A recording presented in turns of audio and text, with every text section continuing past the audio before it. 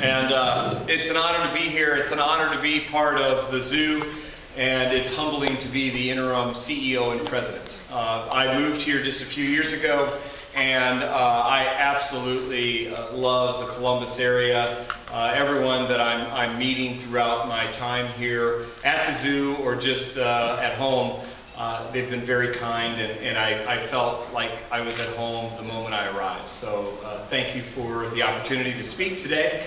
And you know, right out of college, I started in the zoo business, and I wasn't really a person that was pro-zoo.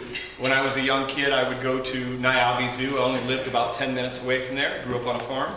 And I wondered why anybody would want to go to a zoo. I felt so sorry for those animals that couldn't go out and couldn't be free. And when I landed my job as in the Rock Island County Forest Preserve as a zoologist, I clipped on a tie, went to the interview, and they said, "You're going to take care of the reptiles, cats, and the elephant." And I thought, oh no, what am I doing here? And I started working there, and just in a few days I realized how essential zoos are. Zoos have animals for the most dangerous animal in the world, yet the most intelligent, and it's for people. We have animals there, and they serve as ambassadors to tell stories. And I had the opportunity when I started working at Niabi to meet Jack Hanna, and he's the best storyteller.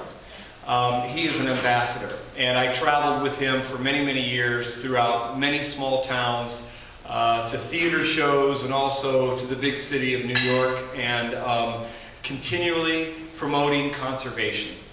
During my time, I also traveled, and I'm a videographer. I do that National Geographic stuff. I was just in Rwanda trekking chimpanzees in the Congo, and the southwest portion of the Nyungwe forest, following chimpanzees, just like the movie that Disney just produced called Chimpanzee. That was in Uganda.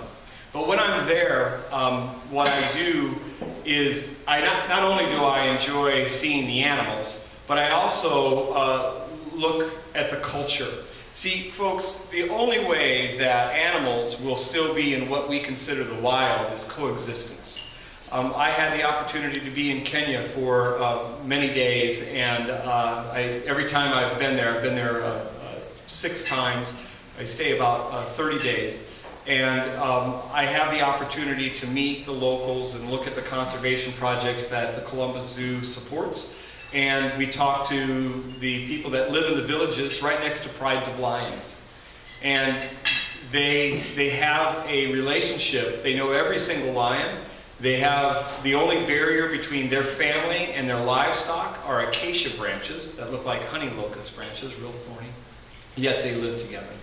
And so we see the stories, we help the people, and we make a difference. And that's why I moved from Niabi Zoo. Niabi is a beautiful zoo. The Quad City area is home of the world headquarters of John Deere. So everything's green and yellow. When I was offered the opportunity to come and join Columbus, I did that because Columbus Zoo, if you don't know this, we give away $1 million annually to conservation projects. 70 different projects in 30 different countries. So we really walk the talk. We help animals, but most of all, we help people.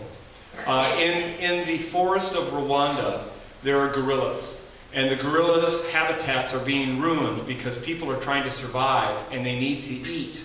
So they're taking the forest and the trees down so they can cook and use that wood for charcoal and firewood.